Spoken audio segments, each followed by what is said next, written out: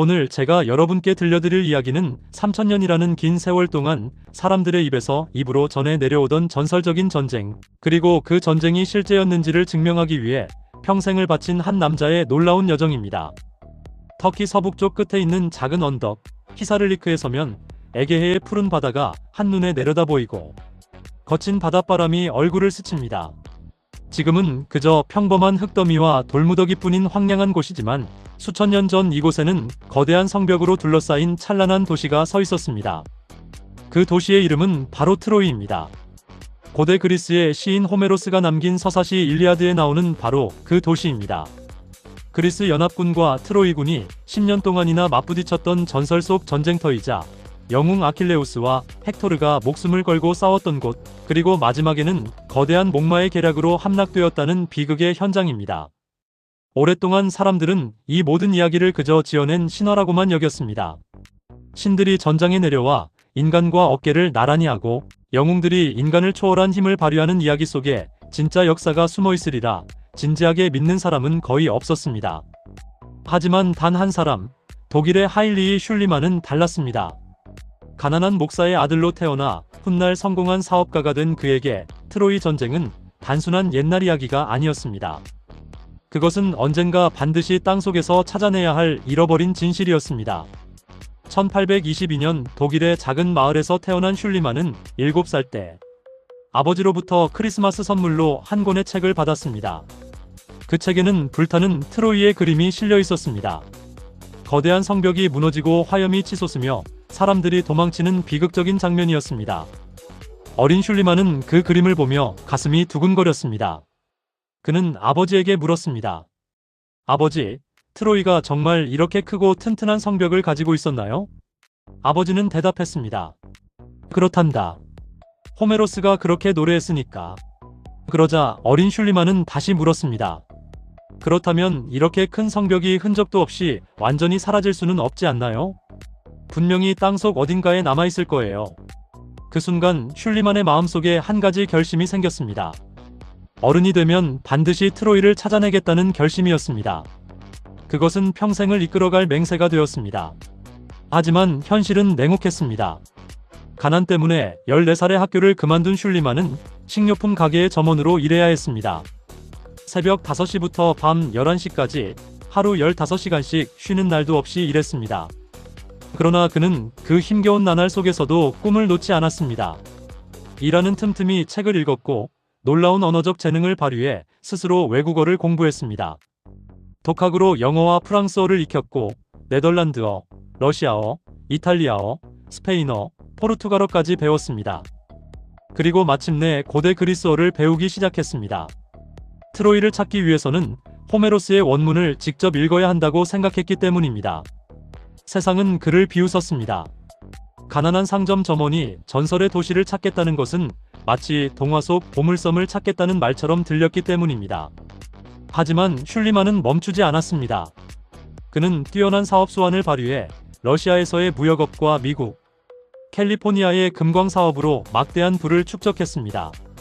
하지만 그에게 돈은 목적이 아니었습니다. 그 모든 재산은 오직 어린 시절의 꿈, 트로이를 발굴하기 위한 수단일 뿐이었습니다. 1868년 46살이 된 슐리만은 사업을 정리하고 마침내 그리스와 터키로 떠났습니다. 그는 일리아드를 손에 들고 에게해 연안을 샅샅이 뒤졌습니다. 호메로스가 묘사한 지형을 찾아다녔고 고대 유적들을 하나하나 조사했습니다. 그리고 마침내 그는 터키의 히사를리크 언덕에 도착했습니다. 터키어로 요새라는 뜻을 가진 이 언덕은 높이가 고작 30m 남짓한 작은 구릉이었습니다. 겉보기에는 특별할 것 없어 보였지만 슐리만은 이곳이야말로 바로 트로이라고 직감했습니다. 그의 직감은 정확했습니다. 이곳은 스카만드로스 강과 시모이스 강이 흐르는 곳이었고 그리스 함대가 상륙할 수 있는 해안이 가까이 있었으며 무엇보다 에게해와 다르다넬스 해협을 동시에 감시할 수 있는 전략적 요충지였습니다. 호메로스의 묘사와 정확히 일치했습니다. 1870년 슐리만은 오스만 제국 정부로부터 허가를 받아 마침내 발굴을 시작했습니다. 그의 나이 48살, 7살 때 품었던 꿈을 이루기 위해 무려 40년을 기다린 끝이었습니다. 처음에는 아무것도 나오지 않았습니다.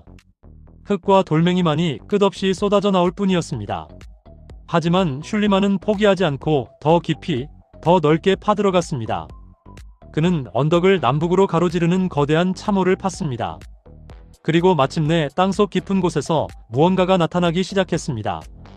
그것은 거대한 돌로 쌓아 올린 성벽의 흔적이었습니다. 불에 탄 목재와 깨진 도자기 파편들이 쏟아져 나왔습니다. 슐리만은 온몸에 전율이 흘렀습니다. 전설 속의 도시가 드디어 세상의 빛을 보기 시작한 것입니다.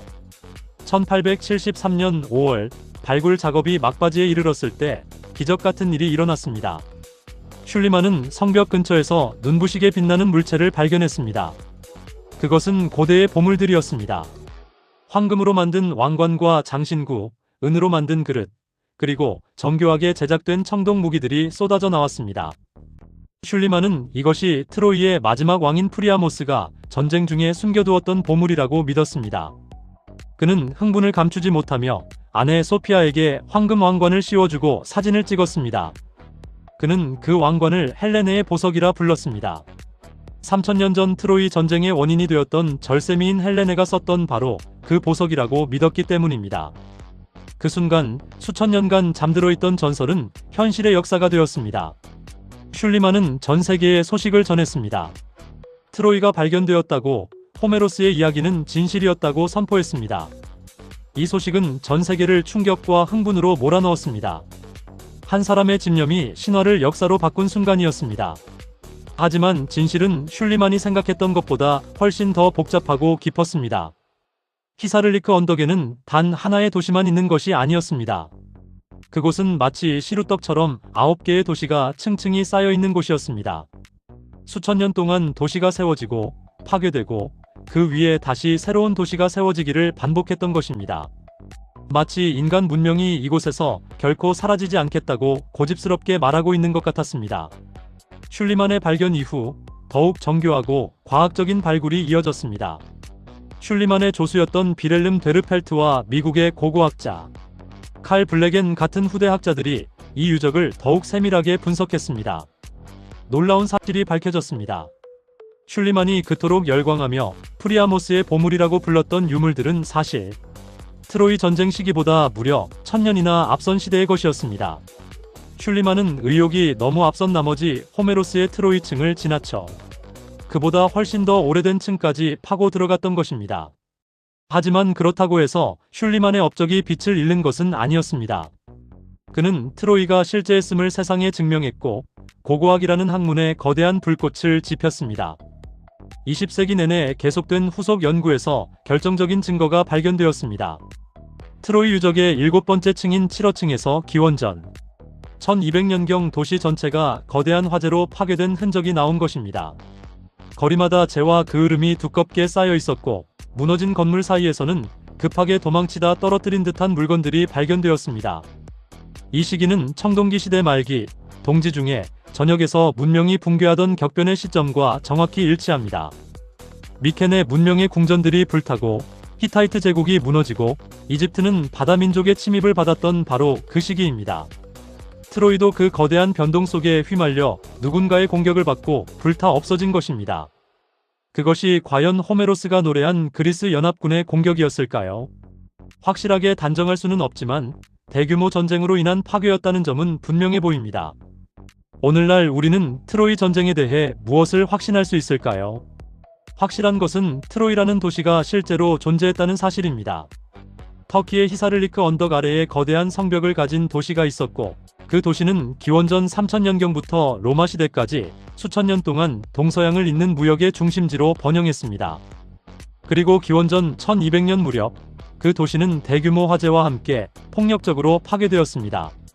하지만 여전히 수수께끼는 남아있습니다. 아킬레우스나 헥토르 같은 영웅들이 실존 인물이었는지 목마 작전이 실제로 있었는지는 고고학적으로 증명되지 않았습니다. 그들의 이름이 새겨진 비문이나 유물은 아직 발견되지 않았습니다. 하지만 중요한 것은 호메로스의 이야기가 완전한 허구도 완전한 역사 기록도 아니라는 점입니다. 그것은 구전 전승입니다. 400년 동안 입에서 입으로 전해지는 과정에서 실제 사건에 대한 기억이 조금씩 변형되고 과장되고 영웅적인 색채를 입었을 것입니다.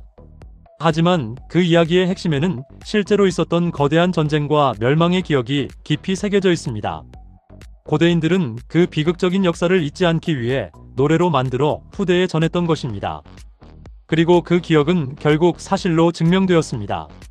오늘날 히사를리크 유적은 유네스코 세계문화유산으로 지정되어 전 세계 사람들을 맞이하고 있습니다.